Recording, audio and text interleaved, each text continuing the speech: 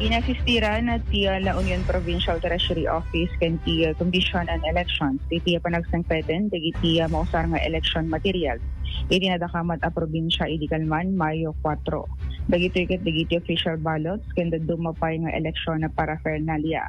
Balaygi, anay babada dagiti kaspaseten na ti panagsagtagana tiya probinsya iti 2025 national and local elections.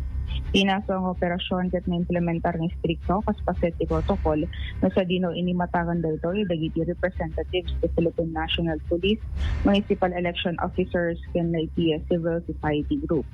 Nagtinulungan da anang iserrek iti opisina ken manamlama ang maibunong tong dagitoy kadagiti daddum a lugar ken daydi masurot ng schedule tapnon na urno.